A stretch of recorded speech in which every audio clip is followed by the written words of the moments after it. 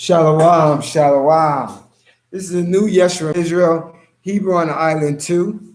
Today's video is called "And the Slaves Are Ruling Over Us." I don't have to tell you what climate we're living in. It's like the same climate back in Egypt in the 20s, 30s, 40s, the 50s, the 60s, in the 1970s, and in 2020. And the slaves are ruling over us. You know, when I was driving today, like the title came in my head. So I said, what am I going to do it on? And then I said, I know what I'm going to do it on. Shalom, real talk, real talk. And the slaves are ruling over us. That's the name of this video I'm going to do today. Well, tonight, rather. You know the climate, what's going on. It's crazy. But we shouldn't be surprised because it has been written in our script. It says in Isaiah 34, seek ye after the book, seek ye out of the book of the Most High and read, and none of these things shall fail. So, we know it. And we don't have to, the Most High says, what is it? Where is that? I think it is, hold on.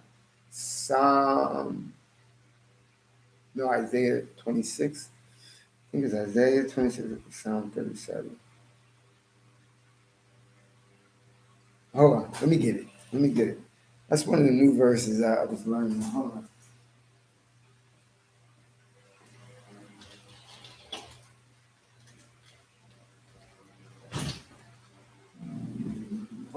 Hold on. I'll be back.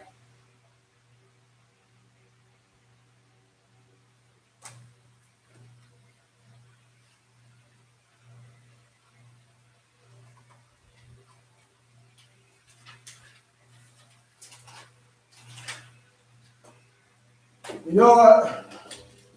It's either Psalm 37 or Isaiah 26. I think it's Isaiah 26. No, I think it's Psalm 37. Let me check. Hold on. Bear with me. This is unexpected. I'm doing it off the cuff. Hold on.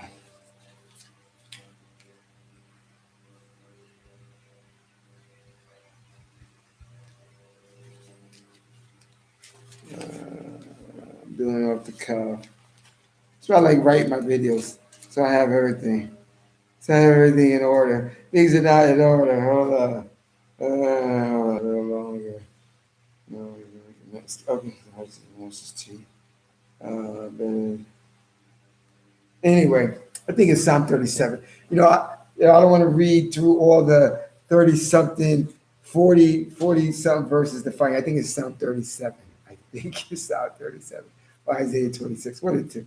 But anyway, listen. This is live and we're communicating. You're going to enjoy this video. This video is going to make you probably sad.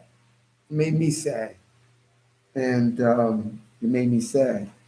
So listen, this is what's going on. Let me get back to the title of the video, the chapter that I want to read.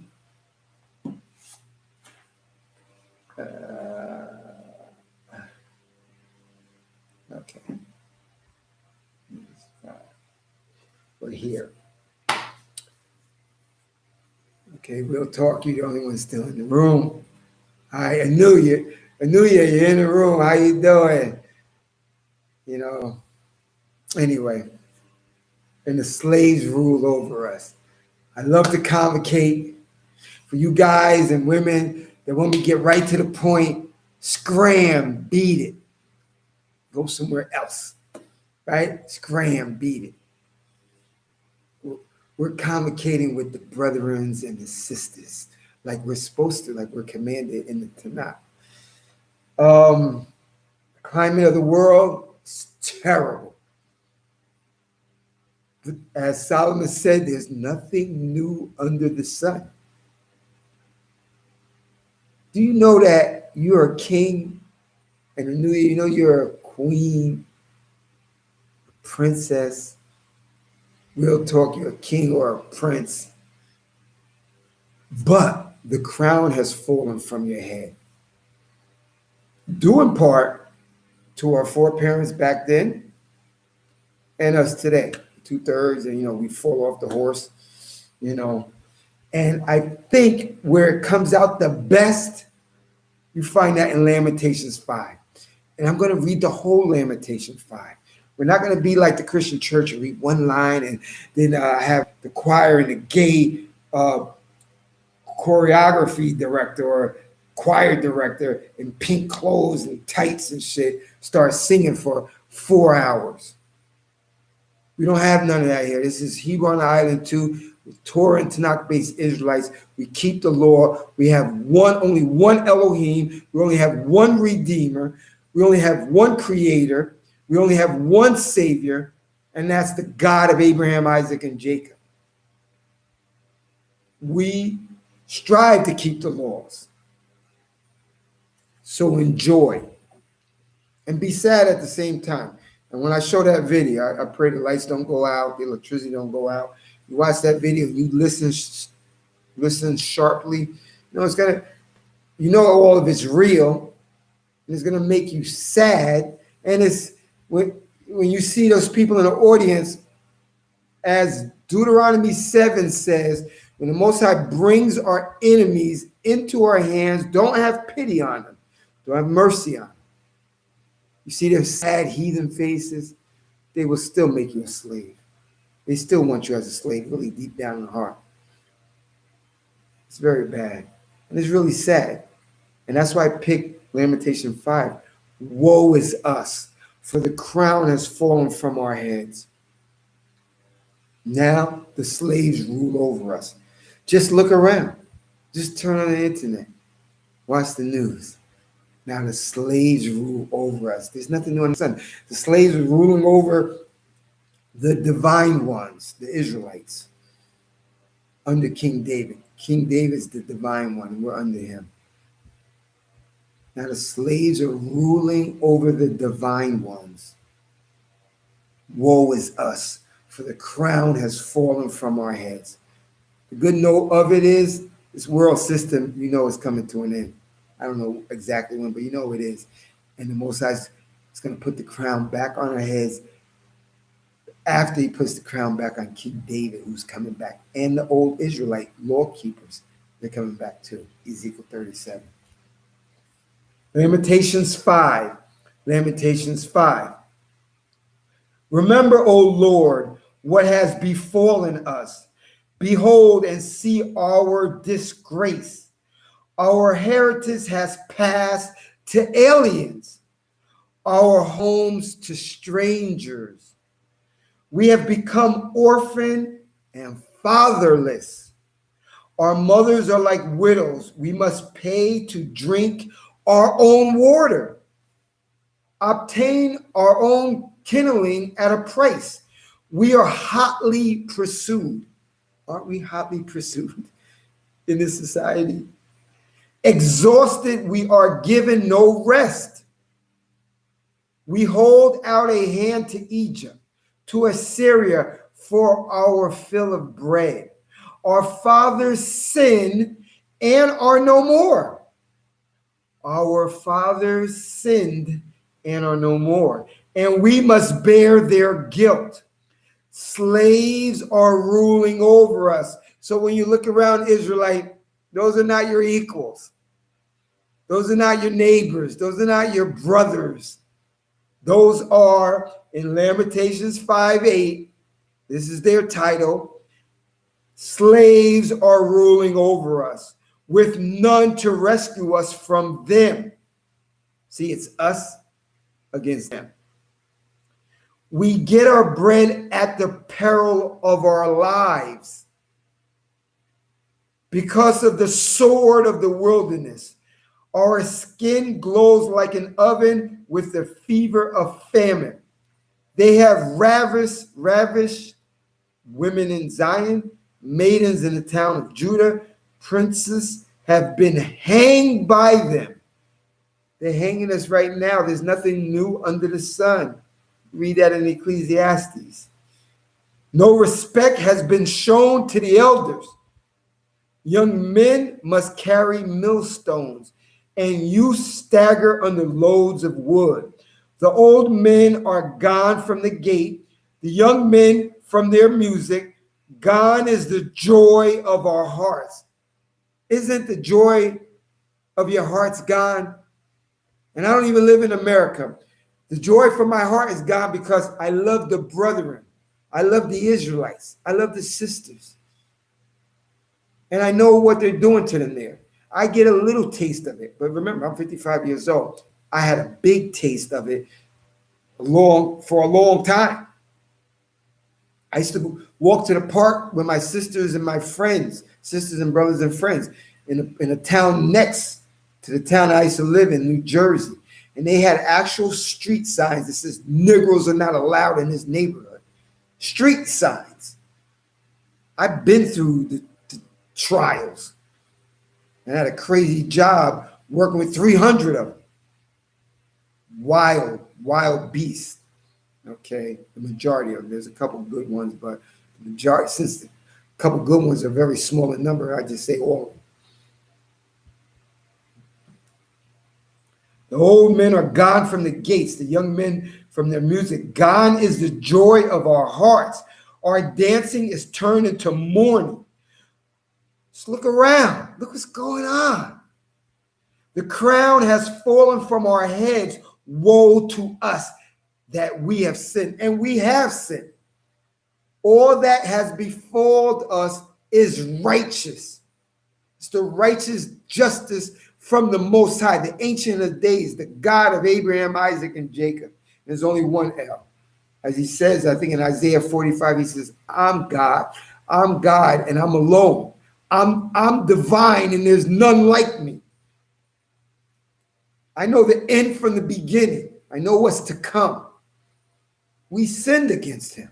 When he told us in Deuteronomy 32, he says, I guided him alone. There was no strange God by me. And guess where we went? We went to be Christians. We went to be Muslims.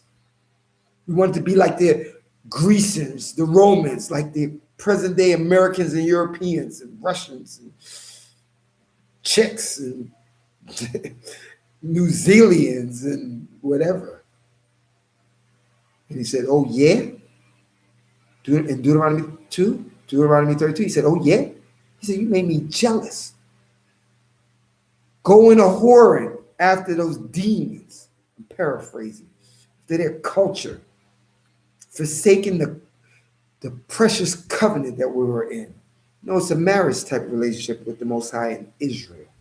Alone. He only dwells in the midst of Israel. Joel 2:27 and Numbers 35:34. He only dwells in the midst of the children of Israel and none else. He's our Elohim. He's our power. He's their creator, like he's our creator, but he's our power. He's not their power. They are fatherless, considered bastards in the biblical sense. So it's all justified. The treatment that we're getting is justified. But he said, in Ecclesiastes, he says, but oppression makes a wise man mad. So you can be mad. I'm mad. I'm going to continue to be mad.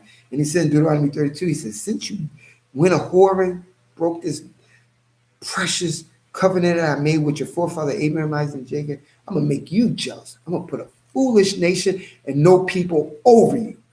And that's where you read the Israelites say, the crown has fallen from our heads. Woe to us that we have sinned. And Lamentations 5:8, slaves are ruling over us. That's Deuteronomy 32. When you read in Lamentations 5, it's referring to Deuteronomy 32. He put a foolish nation and no people over us to rule us. As the major prophet Ezekiel said in Ezekiel 7, he says, the Most High brought the worst of the heathens to possess our houses. The Most High did a great job in beating the pants, beating the brakes off us. And he's still beating the brakes off us because the 2/3 got to get destroyed. But guess what? When the Israelites went into captivity, The prophets who weren't sinning, keeping the law and telling people, they had to go through the storm. As Ezekiel 14 says, when the Most High puts his hand down on the land and he's cursing the land and the people and everything in it, he says, though Noah, Job, and Daniel was in it, they had to save themselves by their own righteousness. So buckle up. We're almost at the end, though. I know you can feel it. We're almost at the end. For the crown has fallen from our heads. Woe to us that we have sinned. They knew back then that they are the real kings and judges, as Psalm 2 says. Oh, you wise kings and judges. We didn't act wise. We went a-whoring. We did adultery. I'm not saying with women or men. With our covenant that he gave with Abraham, Isaac, and Jacob. And now slaves rule over us. Lamentations 5. Number 17, verse 17 in Lamentations 5. Because of this, our hearts are sick. Because of this, our hearts are sick. Is your heart sick? My heart is sick. Just keep hearing this shit. It's shit. You guys don't like that one word, a curse word, and I've been keeping it down. Somebody always tries to tell me to, clean up my act, and I have. But I'm tired of this shit.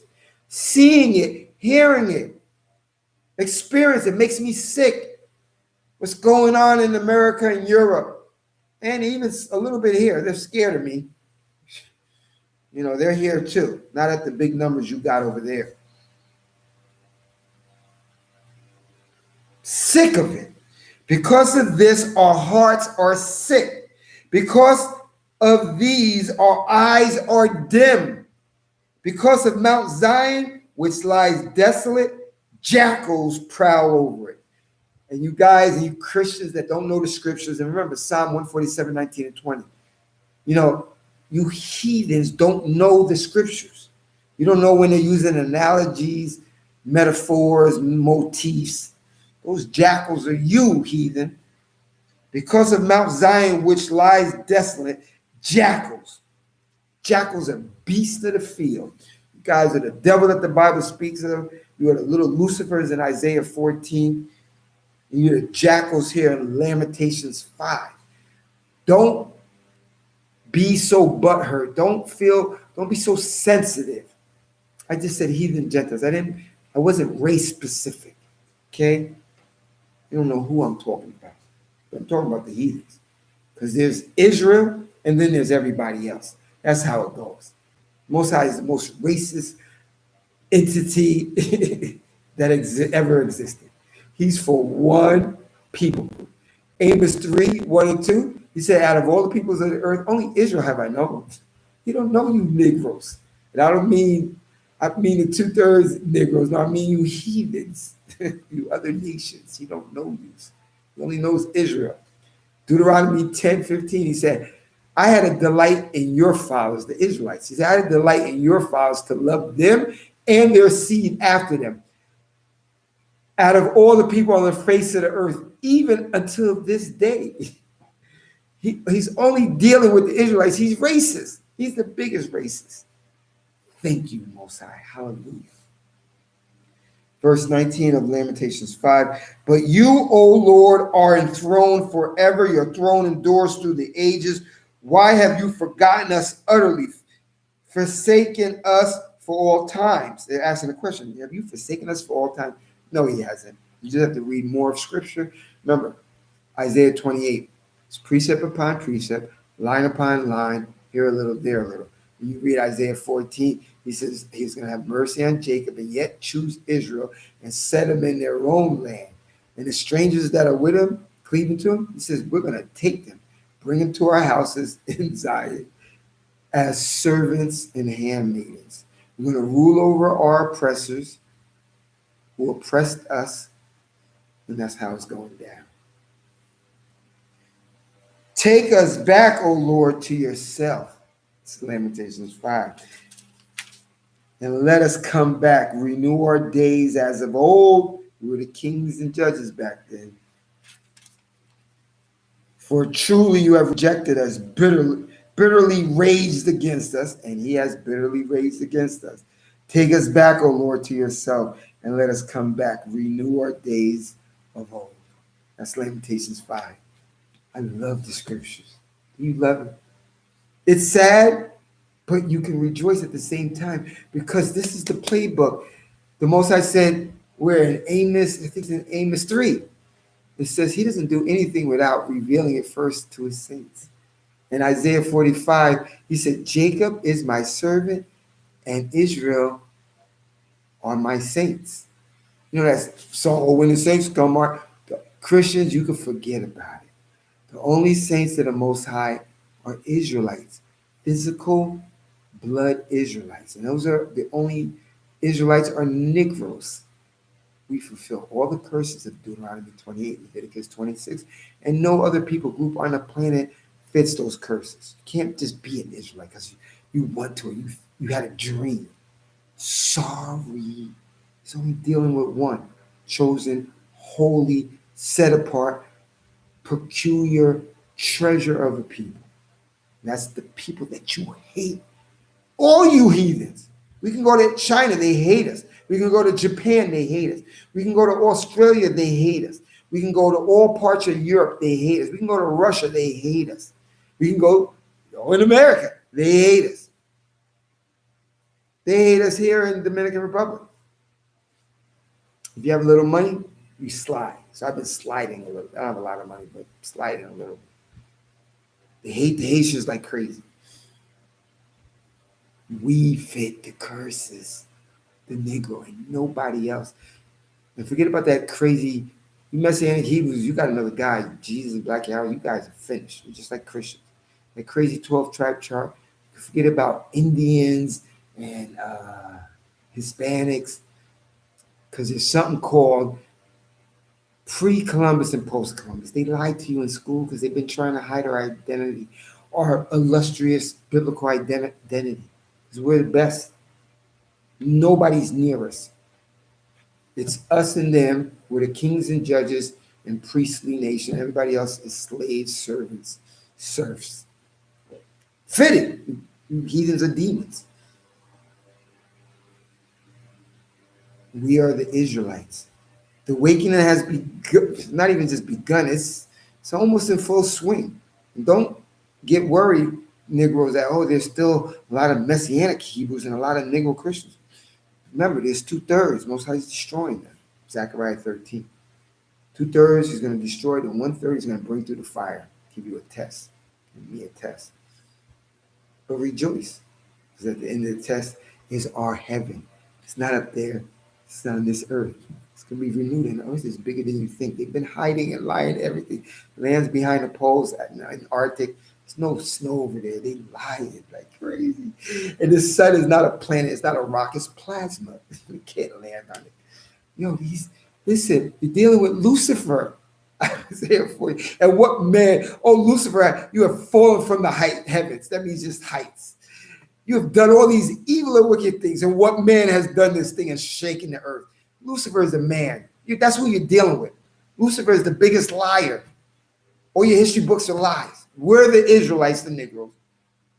There's a lot more land. The earth is not round, spinning around like a bullet at 65,000 miles an hour, and the water don't fall off of it. Stop lying. This is a flat plain, and there's a lot more land when you get to the South Pole and the North Pole. He lied about everything. And the old world is the Western Hemisphere. Fair. Not that dry, dusty, fake Israel they got over there in Egypt. It's not. That's not the old world. The old world is the Western Hemisphere. North America, South America, Brazil, Peru, all the western side where there's jungles and paradise and palm trees and all that stuff like that, not dry and dusty. They lied about everything. It's all coming to a head. Now, I'm going to get to the video because, you know what, I don't want to make it that long, but you got to watch the video. And the video, like I said, it's going to make you sad. It's going to make you think. It's going to make you think, these niggas, and I'm talking about Negro people. I'm talking about the heathens. They are the black people. They are the black people. They're the slaves that were here in this America first, because America's had all Negro people. Everything is switched, trading places. And when you realize you're dealing with a devil, then it's really easy to perceive and believe that almost everything they taught you in school and society and tell them is a lie. Let's get to it. Let's get to it.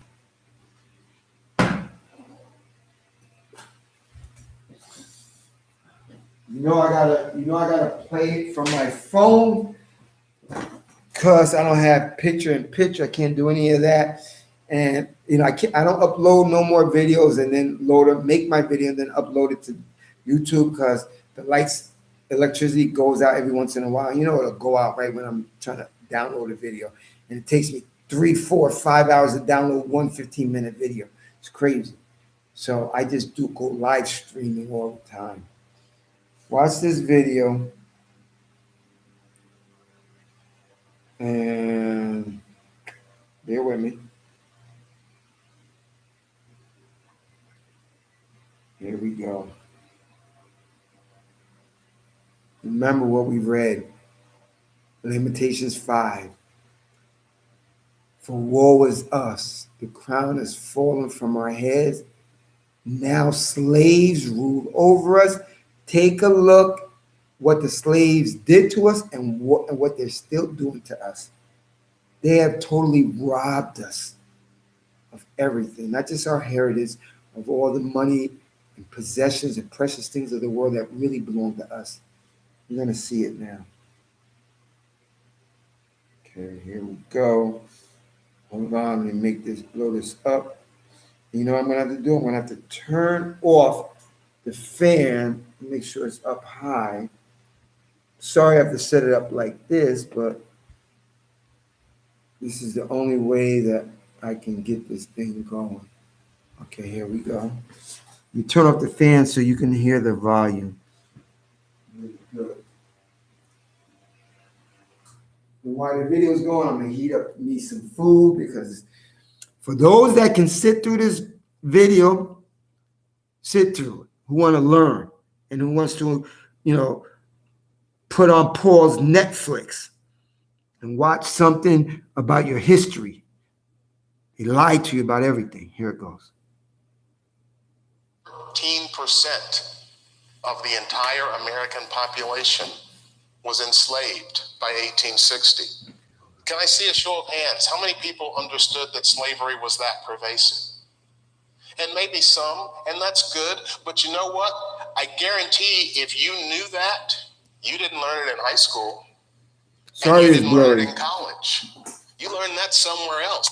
This is not taught to us. To understand the economic dependency on slavery. And so when I talk about the monuments and the Civil War and the things that are behind this, one of the other things I would just encourage you to do, like any other investigation that you would do, follow the money to understand what the motivation is. Just follow the money. The Indian Removal Act of 1830 took 100,000 adults and sent them on our version of the Long March. And you see how many of them died on that march. What this did to the Choctaw Indians in the Southeast was horrendous. And here's why they did it. Because they needed room for this. People may think, well, I have an understanding that slavery was somehow directly tied to cotton production, and cotton production was kind of important. I want to ask you to think about that in some different ways. And before we do that, let's talk about Andrew Jackson, who was the architect of the Indian Removal Act. And our president, once again, we talk about rewriting history. You can't diss Andrew Jackson. He's on the $20 bill. And if he's on the $20 bill and he's a horrible, horrible person, what does that mean? Does that mean we have to take him off the $20 bill? Does that mean we have to start thinking about why we put him there in the first place? I don't want to deal with that. He's a great president. Well, these are the facts about Andrew Jackson that I'd ask you to consider.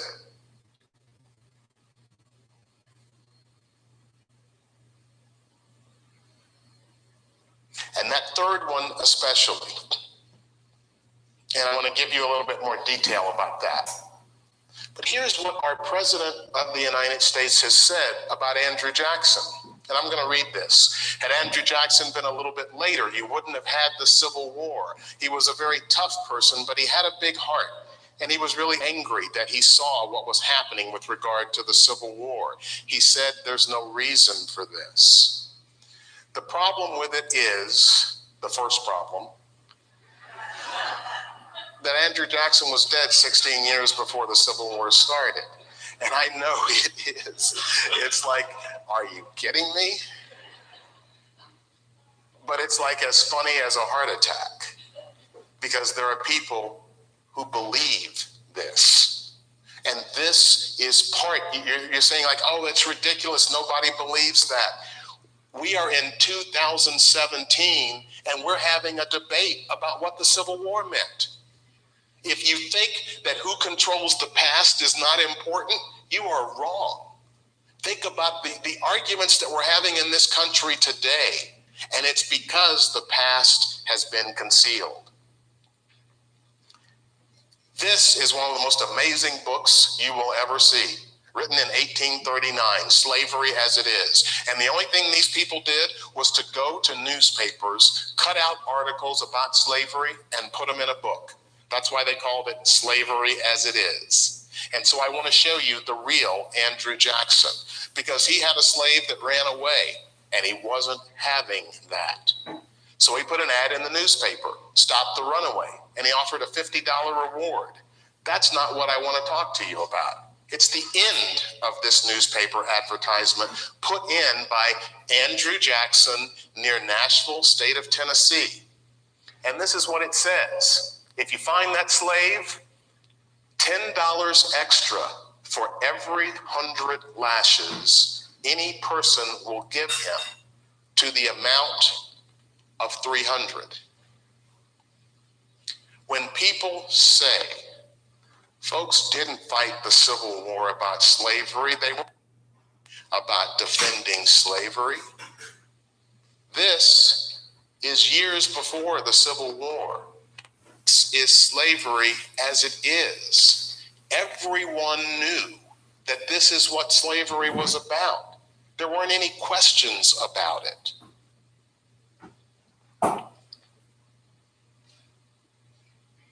I offer you these laws to get you once again to think about what slavery actually meant, and especially the law from Oregon, which I don't have the adjectives for it. So, Texas school officials are saying we want our children to learn that slavery was a side issue to the Civil War because it's divisive. We have to look forward. And President Trump is saying we need to love each other now and whatever. But we need to love each other and we have to look forward, not backward. And I get that. Looking forward is important. But if you are looking forward from a place that is false, then where you're looking forward to is the road to hell. We can't go forward without acknowledging where we have been. What these people have forgotten is the story of King Cotton. And that's something that I won't. I didn't have to learn this in the past 6 years. I had to learn the true meaning, but I didn't have to learn the term, because King Cotton was part of my upbringing in Memphis, Tennessee. King Cotton was a food brand. King Cotton was on everything. There was actually a hotel, King Cotton, in Memphis. Army and Navy Club, completely air conditioned. Bed and halls, sprinkler protected. 3-channel radio and Muzak, and overlooking the Mississippi River. This was one of the luxury hotels in Memphis. But what does the phrase King Cotton mean? What it meant to me was bacon. Because King Cotton bacon, King Cotton sausage, King Cotton like rolls. This was like the food of my childhood. Everybody in Memphis bought King Cotton brand. And when I finally found out what the name actually stood for, I felt like I wanted to throw up. Because King Cotton, the theory that was used by Southerners before the Civil War to say, we can do this, we can break away from the North and it's economically feasible. And here's why. Everybody depends on our cotton. We can shut down the mills in the North in a heartbeat. Britain and France are going to have to make a decision. Will they support us militarily? Because we can cut down their mills. We just won't send them our cotton. It couldn't have been more practically and beautifully stated than it was by Senator Henry Hammond of South Carolina. Without firing a gun, without drawing a sword, should they make war on us, we could bring the whole world to our feet. What would happen if no cotton was furnished for 3 years? England would topple headlong and carry the whole civilized world with her, save the South. No, you dare not make war on cotton. No power on earth dares to make war upon it, because cotton is king. Follow the money. This is how important cotton was. What kind of money are we talking about? 1840, cotton made 59% of all U.S. exports. This is 15 years before the Civil War. 1.5 million pounds with about 700,000 slaves, and you can see how that changed. 2.25 billion pounds and almost 4 million slaves. This is what made America wealthy. This was the formation of wealth. And folks, I just want to make sure as a side note to say, I hope you don't think that the money made from slavery just dissolved and went up into the air. It went into companies and businesses, and not even tracing and blaming those corporations. Those corporations hired people and paid their salaries and their benefits and gave them the ability to raise families and to pass wealth on through the generations. This money is what made America financially stable. The market value of slaves in 1860 was greater than the market value of every railroad, factory, and bank combined. Follow the money, because the money we're talking about was huge.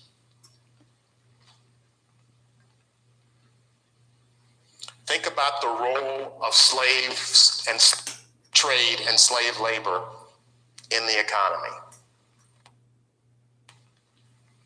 And that's a statistic that shocks me, because the Mississippi Valley today is one of the poorest places in America. And in 1860, more millionaires per capita than any other place in the country. And that was because of slavery. The white plantation owners did not have the capital to hire hundreds of workers to work these gigantic cotton plantations. They had to have free labor. And if there is any doubt about it, and let me just say, there is absolutely nothing wrong with retail jobs. But when you have an economy that is based exclusively on the exploitation of free labor, this is what happens. We are now 150 years later. There is no industry in the South that has replaced the slave trade and what could be worked on by slaves. The mayor of New York City recommended that New York, not the state, the city, withdraw from the Union during the Civil War. Why was that? If you go and read, it's because we are making so much money from slavery, we want to keep doing it. If we withdraw, we can then be friends with the North, and we can be friends with the South.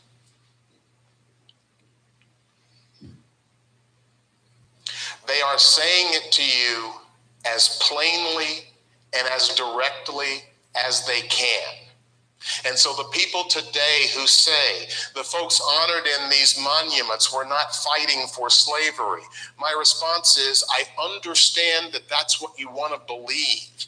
And I understand how difficult it is to wrap your mind around the fact that human beings, fellow Americans, would fight, kill other people, and die to preserve slavery. It's really hard to wrap your mind around that. But that is the ugly truth. If you read that quote from Abraham Lincoln,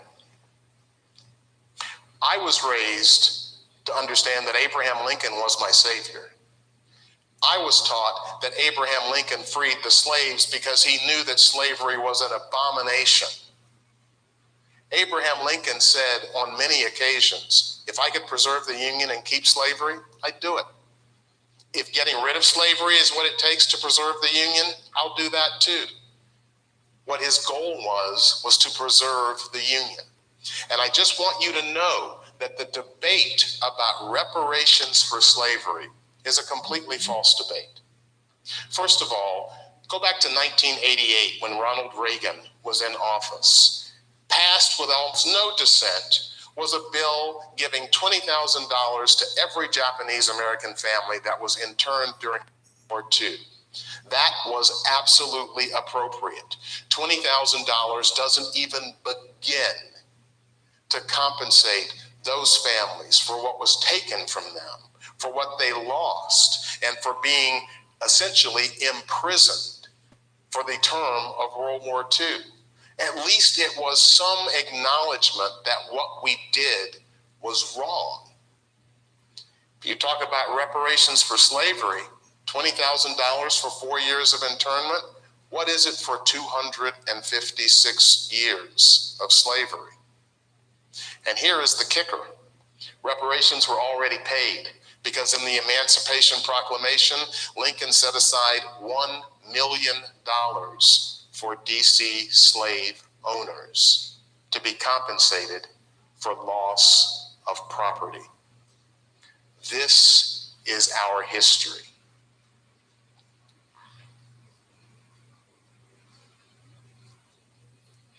We've already talked about the Indian Removal Act. In the middle of the Civil War, the government still was doing what white supremacy demands, which is favoring the white class over everyone else. And I'll give you a perspective on this that's interesting. At the very same time that America refused to give the Negro any land, through an act of Congress, our government was giving away millions of acres of land in the West and the Midwest, which meant that it was willing to undergird its white peasants from Europe with an economic floor. But not only did they give the land, they built land-grant colleges with government money to teach them how to farm. Not only that, they provided county agents to further their expertise in farming. Not only that, they provided low interest rates in order that they could mechanize their farms. Not only that, today many of these people are receiving millions of dollars in federal subsidies not to farm, and they are the very people telling the black man that he ought to lift himself by his own bootstraps. And this is what we are faced with. And this is the reality. Now, when we come to Washington, in this campaign, we are coming to get our check. This is not the Martin Luther King that they pull out on MLK Day or for Black History Month. So, what was the Civil War and the Confederate flag really about? And as opposed to listening to people, one of the things you can read is this phrase, read about is a phrase called the lost cause. And that's a suggestion that it wasn't really slavery, it was states' rights. Did we hear that from Ronald Reagan's advisors? That's what it was all about. And I have no complaint with that. It was about states' rights. It was about the right to own other human beings as slaves. It was about culture, and the culture was white supremacy. It was about those things that the people who say the monument should stay up, it was about the things that they say it's about. It's just that their history is causing them to see heritage and culture in a way that is completely false. So I have an idea. If you want to know why the southern states left the Union and why they started the Civil War, why don't you just ask them? South Carolina, the election of a man to the high office of President of the United States whose opinions and purposes are hostile to slavery. Mississippi, our position is thoroughly identified with the institution of slavery, the greatest material interest of the world. A blow at slavery is a blow at commerce and civilization. They are telling you as clearly as they can, our entire economy is built on slavery. And if you take that away from us, we're going to end up with nothing but retail jobs. Louisiana, the people of the slaveholding states are bound together by the same necessity and determination to preserve African slavery. Alabama declared that the election of Lincoln cannot be regarded otherwise than a solemn declaration on the part of a great majority of the northern people of hostility to the South, her property, and her institutions. Her property were the human beings that they owned, and the institution was the institution of white supremacy and slavery. They are telling you as plainly as they can, and my question is, why are we so unwilling to listen? Why are we so unwilling to believe exactly what they're telling us? This is my favorite. All white men are, and of right ought to be, entitled to equal civil and political rights, that the servitude of the African race as it existing in the states is mutually beneficial to both bond and free, and is abundantly authorized and justified by the experience of mankind and the revealed will of the Almighty Creator. Do you think that they stopped believing this because the war was over? They are telling you as clearly as they can. At the South, and with our people, of course, slavery is the element of all value, and the destruction of that destroys all that is property. This is why we are willing to send our fathers and brothers and sons to make war on the North to try and separate our country. Because if we don't, you're taking away our very lifeblood. We need these slaves, and we are comfortable with it, and we thought you were too. And finally, let me just go back a second. The Confederate battle flag, and maybe many people know this, it went through several iterations. The first flag was essentially all white, and it had what you see up here as a little thing in the corner. And then it went through several different iterations, but they all were the same thing. And if you want to go to the person who would have the best read on what the flag meant, how about the person who created the flag? And what he had to say was, as a people, we are fighting to maintain the heaven-ordained supremacy of the white man over the inferior or colored race. If we ain't fighting to keep slavery, then what the hell are we fighting for? There is no question about what the Civil War was about. And there is no question about the monuments to that war, because every person that is lionized in those monuments may have been brave, they may have been strong, they may have done incredible acts of courage on the battlefield, they killed other people, and maybe they gave their own lives, and they did it so that they could own other human beings like chattel. Why isn't there a statue of Heinrich Himmler in Germany? Why isn't there a statue of a Nazi soldier in Germany just saying, hey, he was just fighting for his country? They have figured out something that we haven't. And one of the reasons is they have dealt honestly with their past.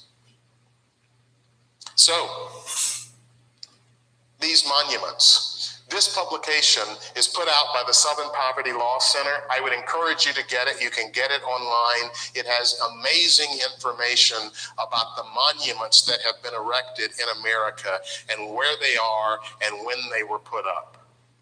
So where are these monuments? Well, I think a map is probably the best way to show it. That's half the country, and that's the other half.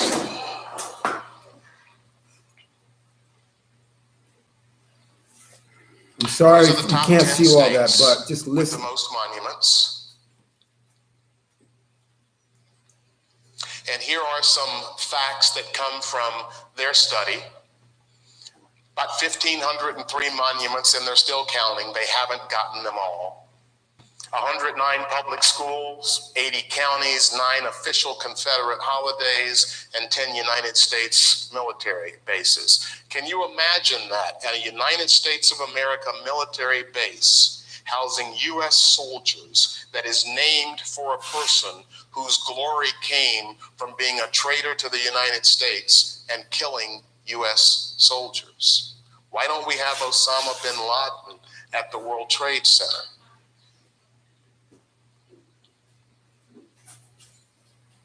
That's the distribution in terms of Confederate states, border states, Union states, and then not a state during the Civil War. You can see where these monuments were built. And so if we're asking the question, why were these monuments built? One of the things that we want as we're thinking about the answer is, well, where were they built? Were they built in the North? Were they built in the West? Why were they only built in the South? And then we have this question: when were these monuments built?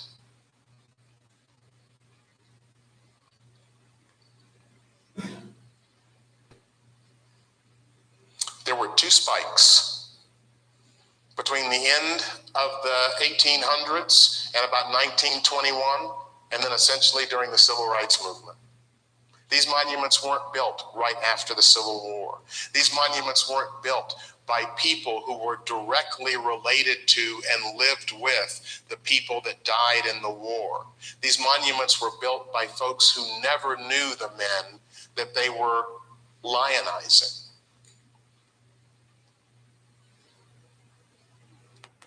(1900 to 1921). You see there, and you won't be able to see the date, but it's 1896. That's Plessy versus Ferguson. And the thing about that is, what I'd like people just to think about when I talk about how white supremacy is so ingrained in American culture that we don't even recognize it anymore. Plessy versus Ferguson was more than 30 years after the Civil War. And I told you the South may have lost the war, but they won the peace. Plessy versus Ferguson said the concept of white supremacy, it's not just the social construct anymore. It is the law of the United States, handed down by the highest court in the land. There is no other way to think about separate but equal. We weren't good enough to be in the same places as the white folks were. And you'll see later that Thurgood Marshall, when he argued Brown versus the board in front of the U.S. Supreme Court, part of his argument was this: separate versus equal was a concept that was derived to try and keep former slaves as close to that state as was humanly possible. Plessy versus Ferguson, the law of the United States.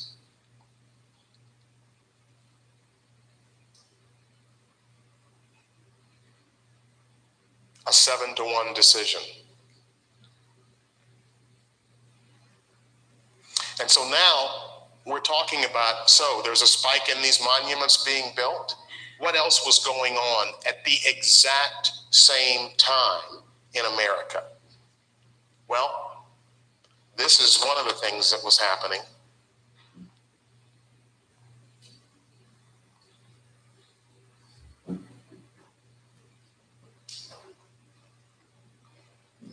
The fact that this was normal, the fact that this was behavior that didn't really shock anybody, tells you something about how deeply white supremacy has been ingrained into American culture.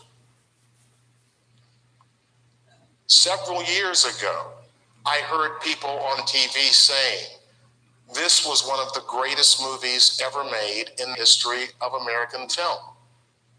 And look at the advertisement, a stupendous motion picture employing the services of 18,000 people, accompanied by a symphony orchestra of 40. Film and art does give you an idea of where a country is and what a culture values. And this was one of the greatest hits of American culture at the time. How great? Well, it was 3 years in production. And many people don't know that this was the first movie that was ever filmed. It says The Birth of a Nation. The Birth of a Nation. Woodrow Wilson had this film shown in the White House. And the film, it didn't have any black actors, of course. They just put blackface on white actors to play the role of the evil black scourge. This is what President Woodrow Wilson had to say.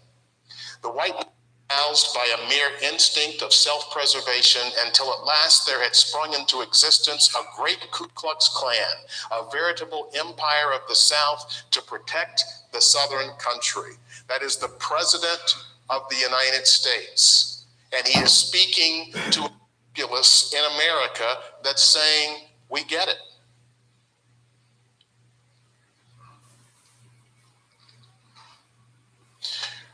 When the terrorist shooting in Orlando happened, I was horrified by that carnage. And I thought, you know, I don't even have the adjectives to try and describe what people who were victimized there must have felt. But I have to tell you that I started getting angry when I heard them describe it as the largest mass terrorist shooting in American history. Now, if you hear news reports about it today, most of them have been modified. And what they say is it's the largest mass shooting by one person in American history.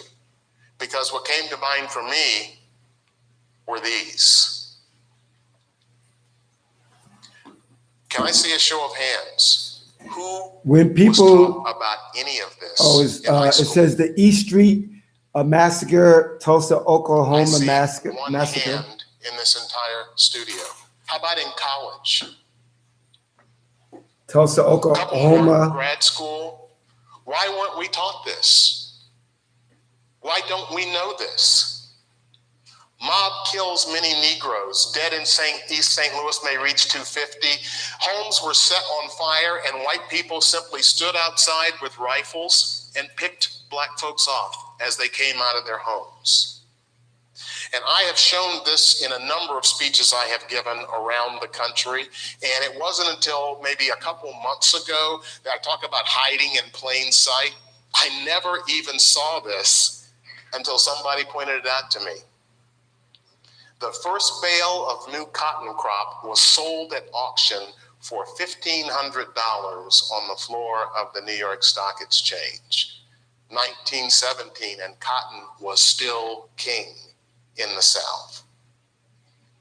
And I'll just say quickly, the reason for that was that slavery, as it was practiced during the Civil War, continued for decades after the Civil War. Blacks were simply arrested for crimes like vagrancy, put into jail, rented out to the very same plantations where they were slaves. And this time their work was compensated, not by paying them, but by paying the municipality that imprisoned them in the first place, because the plantation owners still needed free or nearly free labor. That practice went on until the 1940s. Another article from St. Louis, Negroes did not start the trouble. This is the Arkansas shootout. And as a kid growing up in Memphis, I can remember both of my parents were born in 1926. So they were actually born after this happened. But I remember conversations with my parents and their friends where they would talk about the thing that happened in Arkansas.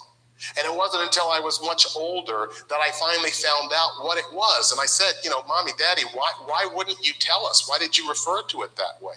And of course, their view was, we didn't want to scare you.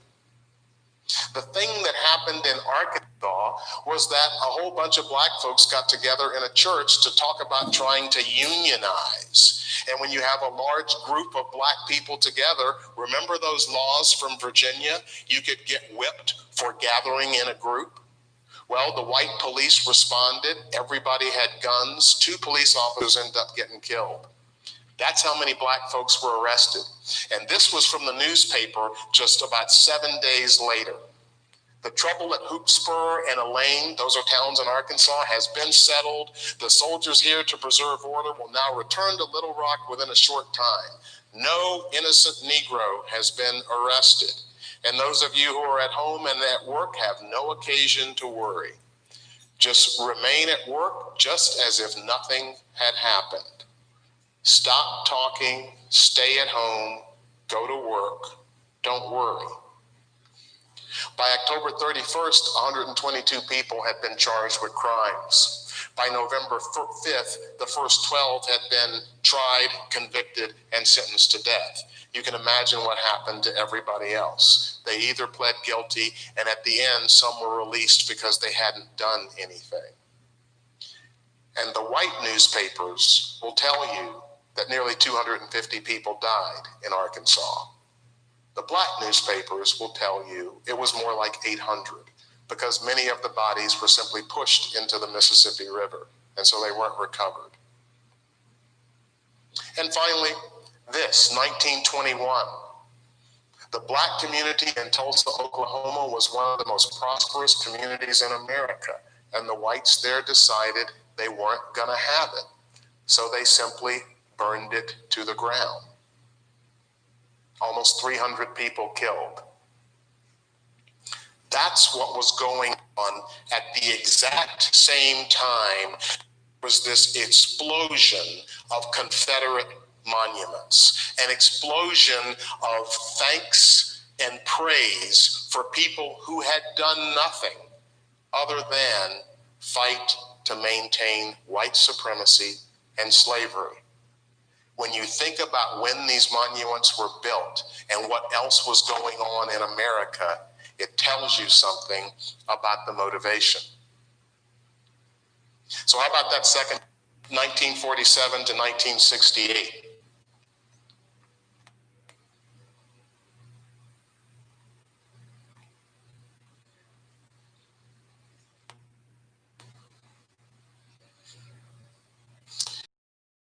One thing that people forget about our history is that Reconstruction after the Civil War was actually working.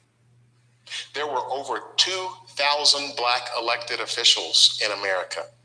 Businesses that blacks were starting to take hold. And in 1877, I think it was Grover, I can't remember the president, but he got elected and basically said, I'm withdrawing the troops.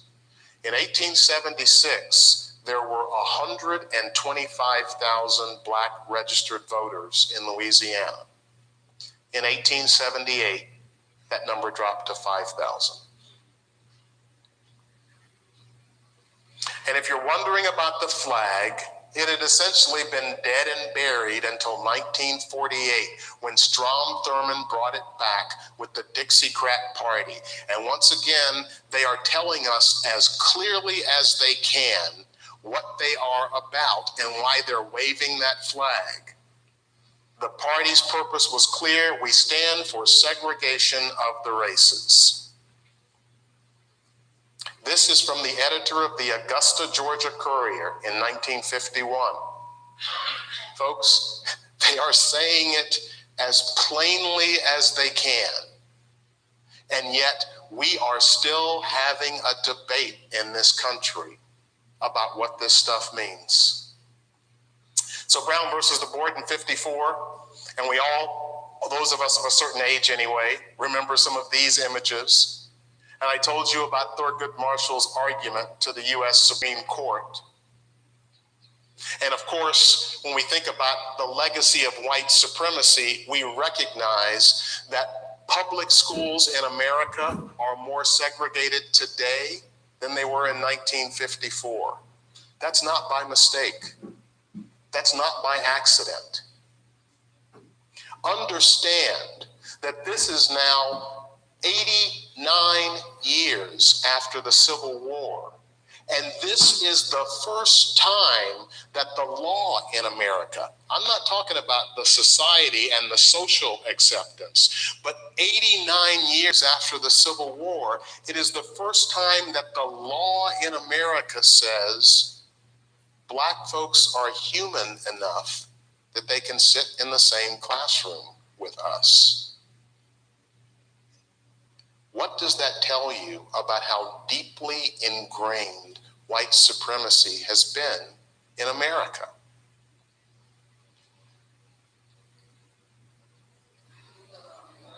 And now we have this. And it's funny, except it's not. Our history is being stolen from us. Historical Black universities and colleges, pioneers of school choice. Living proof that when more options are provided to students, they are afforded greater access and greater quality. And now the president is saying we're going to have to stop federal funding to these schools because that would be racist.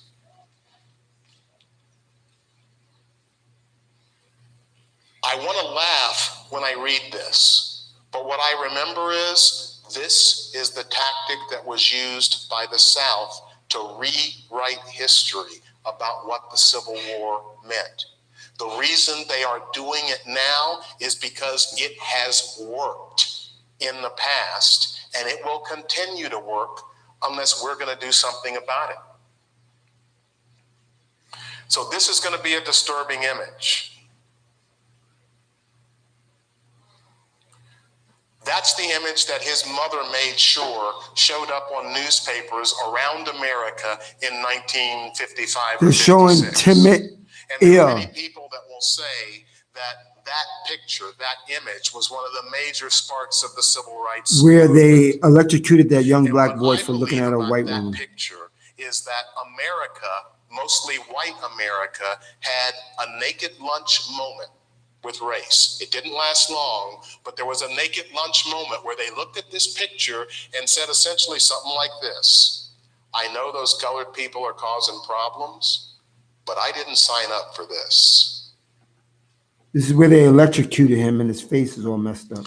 This is a document that was published in Montgomery, Alabama, after the Montgomery bus boycott. This document was prepared by the Montgomery Improvement Association, and it was sent out in the Black community the night before, the Sunday night before the buses were going to be desegregated on Monday morning. This is a victory document. We have won this struggle. And I just want you to see how many Black Americans understand that there is a difference between the law and living. The bus driver is in charge of the bus and has been instructed to obey the law. Assume that he will cooperate in helping you occupy any vacant seat. Do not deliberately sit by a white person unless there is no other seat. In case of an incident, talk as little as possible, always in a quiet tone, because you know what will happen if you piss off the white folks. Don't get up from your seat. If another person is being molested, do not arise to go to his defense, but pray for the oppressor and use moral and spiritual force to carry on the struggle for justice. And whatever you may think about this advice is coming from people who were living then. And what they understood is, yeah, the law says I can do this, but if I get hauled off that bus, the law is a long way between the bus and the jail overnight and the courthouse the next morning. And there are all kinds of things that can happen between getting arrested and maybe showing up in court. And this is the one that breaks my heart. If you feel you cannot take it, just walk for another week or two. This is the victory document after the Montgomery bus boycott. It is showing you that despite a change in the law, we recognized that white supremacy hadn't gone anywhere.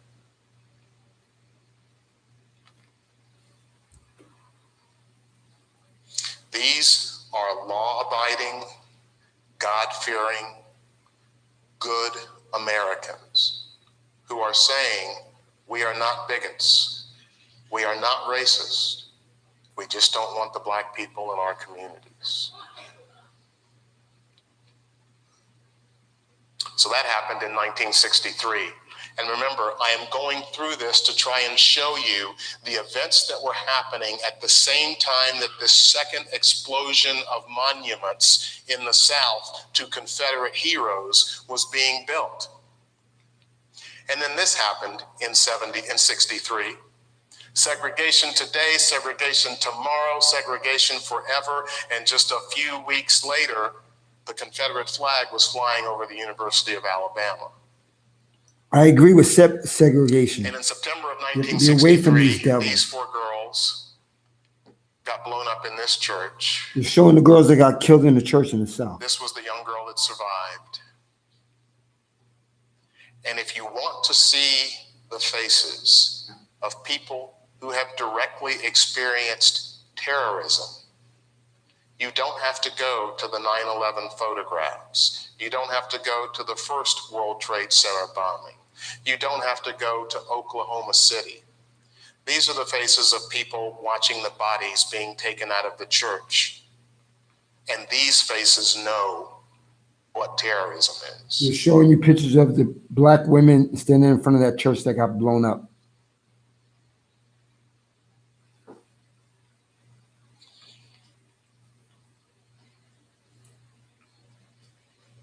You remember Ronald Reagan's campaign advisor? When Ronald Reagan was nominated for president of the United States, the first campaign speech that he made was in Philadelphia, Mississippi, and it was about states' rights.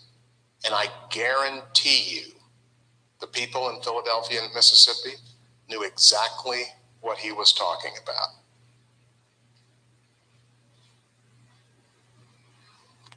And then that's my hometown on April 4th. And I'd just like you to consider this. This is Dr. King in 1955. We must love our enemies, be good to them. This is what we must live by, and we must meet hate with love. Don't listen to that Martin Luther King. No matter what they do to us. This is Dr. King in 1967. Urban riots are a special form of violence. They are not insurrections. The rioters are not seeking to seize territory or attain control of institutions. They are mainly intended to shock the white community. Most of all, alienated from society, and knowing society cherishes property above people, the rioters are shocking it by abusing property rights. That's not a speech that is brought out in Martin Luther King Week either. And on the night he was killed, April 4th, 1968, he was writing a sermon that was found in the briefcase in his room at the Lorraine Motel. And this is the title of the sermon he was going to give 3 days later.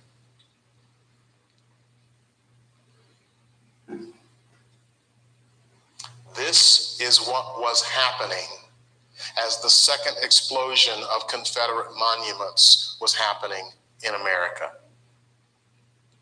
So, since we're live streaming, you're not supposed to play copyrighted music. I don't know if y'all remember the Traveling Wilburys. Great band. And one of their songs had this verse, and the walls came down all the way to hell, and I saw them when they're standing, and I saw them when they fell. Well, we have seen these monuments stand for way too long. And as I said, taking these monuments down will not feed a hungry person. It will not release anybody from jail. It will not solve the problems of race, but it is one way that we can at least begin to say we are going to deal honestly with what our past is, so that we at least have a fighting chance to move forward in a way that actually makes words like justice and equality mean something instead of sounding like a soundbite that makes us feel good. I want to give you one last example.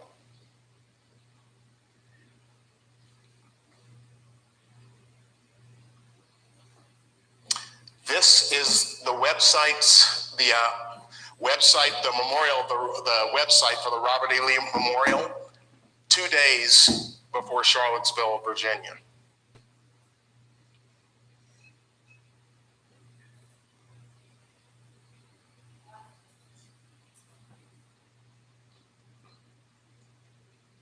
This is the website 2 days after Charlottesville.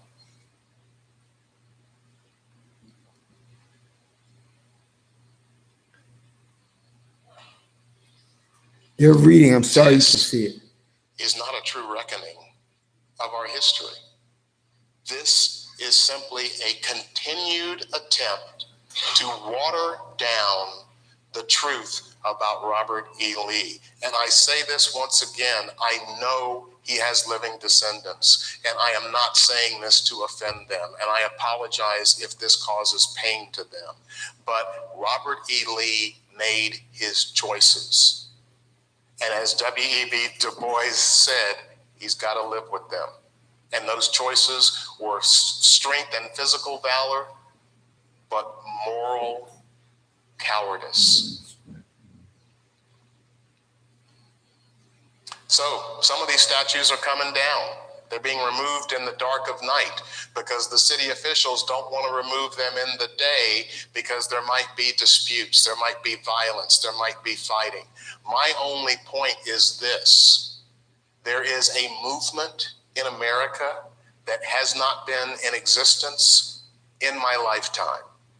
I was 11 years old in Memphis when King was shot and killed, and I was young, but I was old enough to know enough. And I knew what was happening then.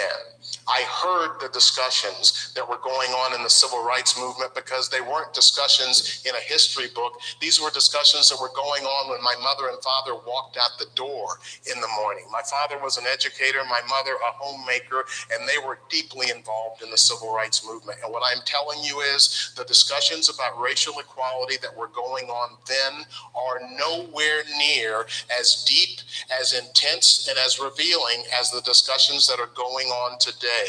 As scared as I feel and as frustrated as I feel with what's going on in this country, there is a part of me that says we are on the cusp of something. This is a freaking tipping point, and it is going to go one way or the other. And I am saying to everybody sitting in this room, it is part of your responsibility which way this tip occurs. Because for many of us, while we are all Americans and we share that together, for many of us, there are some of us who will walk out of this room tonight and you can forget about everything that I've said, and it won't make a difference in your life for a while. But I promise you, the walls that we build between each other, based on race, based on wealth, they're not high enough to keep the tide back. I'm not talking about violent revolution or anything like that. Listen, I'm going to end it there. Hopefully, I didn't bore you guys. You know, us Negroes, aka true physical Israelites, we don't really want to read and study. Like we just get on with it. No, it's the only way you become educated. You know how I know the scriptures really good? Because I read and study. And me, I don't really like to study anything about American history or anything like that because I hate America. America's terrible. America's only good if you have a good job and make a little money. Outside of that, it's terrible. And you know I'm not lying. So we need to know these things. And then why I played that video is because I wanted you to see our enemies in the audience. And you see their faces. I'm pretty sure you saw some of their faces. The expression that they had when the Negro, who that's probably a Negro Christian or a Negro atheist, you can hear how he talks. I didn't play it for him. I played it so you could hear his part of his message, not the whole message, because he loves Martin Luther King and you know he wants to hold hands, he wants a hug from them. Not me. I want segregation. I want you to build the wall high to the plasma moon to separate us. We can't have our enemies living with us and policing us, working with us, playing with us.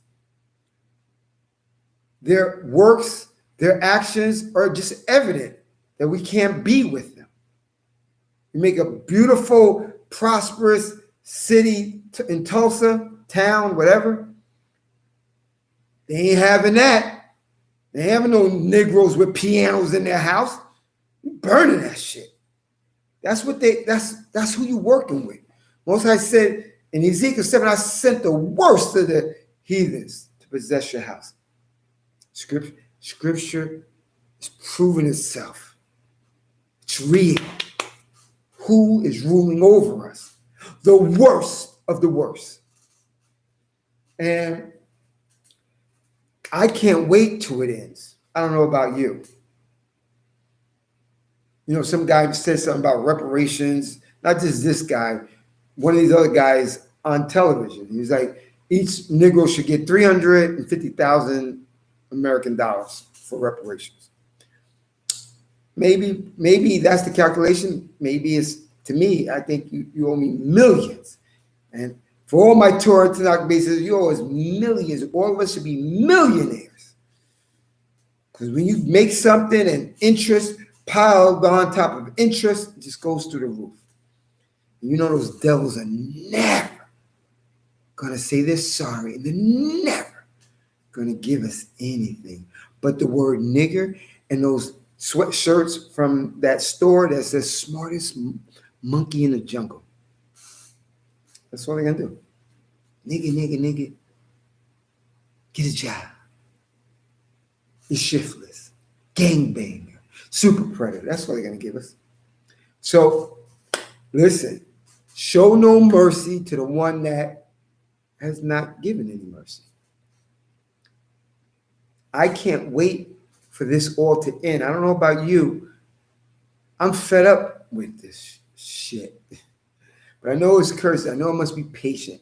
It says, I think it's Psalm 37. I think it says, be patient and wait on the Most High. Don't be vexed about the prosperous man with his schemes. They've been scheming on us ever since. I don't know if there ever was a hiatus between they stopped bothering us. Never. They're like mosquitoes. They don't stop. We need to pray. It says in Isaiah 62, the Most High said, watchmen on the walls of Zion, not to be silent day or night, and to pray that the Most High makes Israel renowned in the earth again. So that what he said to King David in Psalm 2, today you're my son, I've begotten you. Ask of me, I'm giving you the heathens as an inheritance, the uttermost parts of the earth as your possession. You're going to rule them with a rod of iron and dash them like the potter's vessel. That's what they need. Nothing less. They need to go into the barn, into the cotton field. That's where they need to go. For you Christians and heathen-loving Negroes who love your enemy, you suffer from Stockholm syndrome, you just want more than anything a hug, tap on the head. Good boy, good boy. That's what you want. You're weak. You disgust me. And I know my subscribers right here on this live chat right now, and my other subscribers that'll watch this later, you disgust me. Let's just get along. Let's rub elbows together. No, not me here at Hebrew on the Island too. They are the beasts of the field. They're the cave men and women and children. They're the lawless ones. They're the little Lucifers in Isaiah 14. The Most High is not dealing with them. He made them to be our belt, our punishment, our captivity, and our future slaves. That is their position. And to be the belt. They played their position great. But it says in Zechariah 1, I'm pretty sure it's Zechariah 1, it says, for the Most High is very angry at the nations that are at ease. He said, for I was only angry a little while, and you niggers overdid the punishment. That's what it says in Zechariah 1. Thinking that they're good, they overdid the punishment. As you heard in that little video on my cell phone, they overdid it. Most High is very angry with them. And here at Hebrew on the Island too, I'm very angry with them too. Are you? Hopefully you enjoy this. Hopefully you soak all that what you heard in. I know a lot of you know some of it, but it's good to replay it. Because sometimes we get a little weak and soft-hearted. They're not that bad. They're okay. No, they're not. They're the devil that the Bible speaks of and nothing less. Hopefully you guys will get the memo because it's about to get turned up in society. It's on the cusp of going all out. Are you ready? Are you going to trust in your power, the God of Abraham, Isaac, and Jacob? I am. Because he says, he, in Job 5, he that is happy who gets correction. And the wise man is not mad at his chastisement. He said in the 6 and 7 trouble, he's going to save us. He said, when they thirst, you're going to drink. When they're hungry, you're going to eat. When the sword comes, the modern day sword is a pistol. When the sword comes, it's going to pass by you. He's only referring to law keepers. When the pestilence comes, not going to affect them. When the wild beasts come, they're going to be in league with you. And you're going to laugh at the calamities upon the heathens and upon the world. That's what I pray every day, that Most High make Israel renowned in the earth. Give me physical health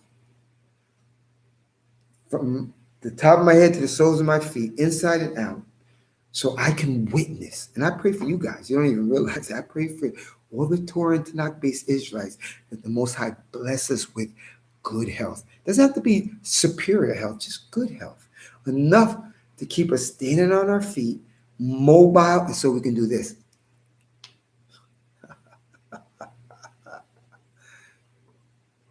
So when Job 5 hits the fan, we can laugh at the calamities of our biblical adversaries and the Most High's adversaries. David said in Psalm 139, he said, Most High, why you let them say this and do this? He says, I hate all those that hate the Most High. I hate them with a perfect hatred. I know that must bother you Negro Christians and some of you Messianics, even some of you Torah Tanakh-based Israelites, because you think that we're supposed to teach them and they're rubbing elbows.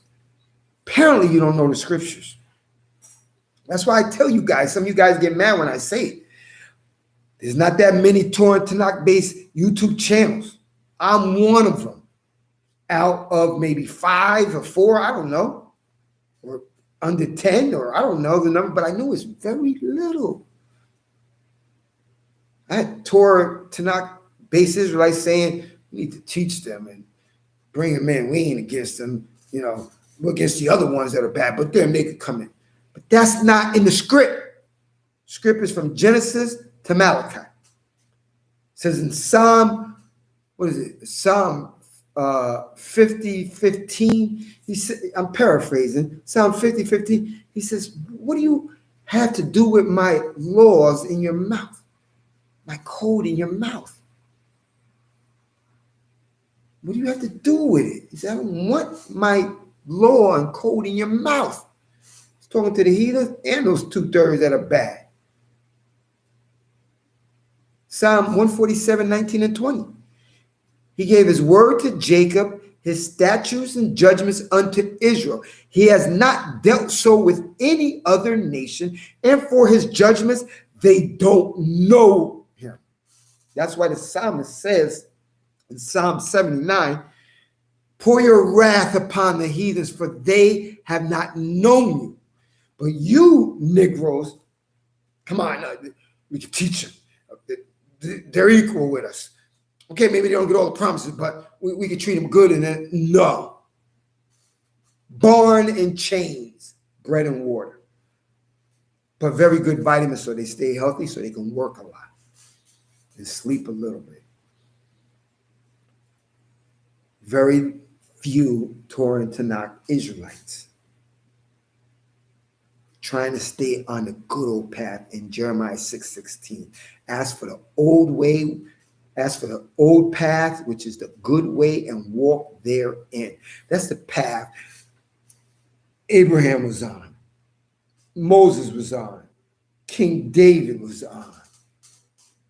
They were on the good old path. Joshua, Caleb, they were on the good old path. That's the Torah. It's the Tanakh. No other path. It's the Torah.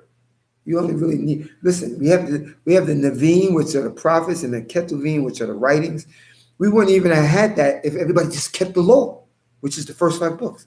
But the Most High, since Israel in Jeremiah 4, he says, my people are stupid. They're not intelligent. They have it in them to real easy to do evil and find it hard to do good. So that's why you have the Nevi'im and Ketuvim, because they have to keep going. Yo, commandments, no other God. Stop creeping in the garden behind the trees, eating swine flesh and the mouse, and worshiping idols of the heathens. Gotta keep telling you.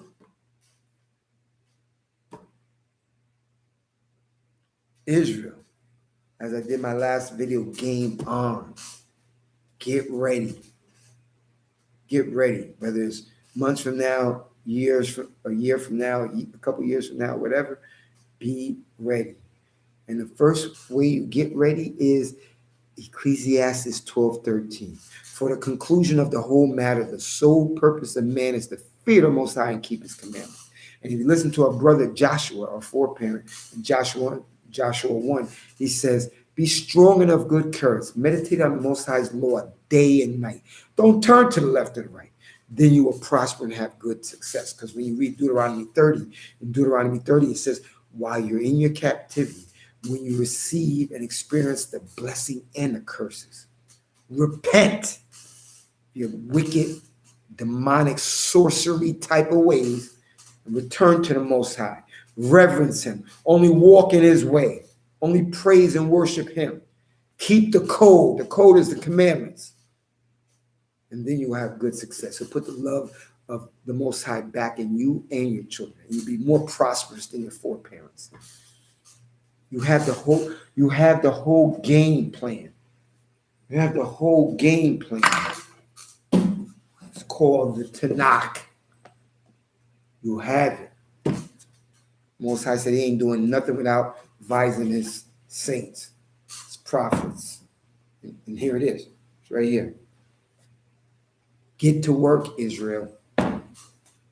There's a line that's right now, what's going on? There's a line being drawn. What side are you going to be on? Are you going to be on the Negro heathen loving side?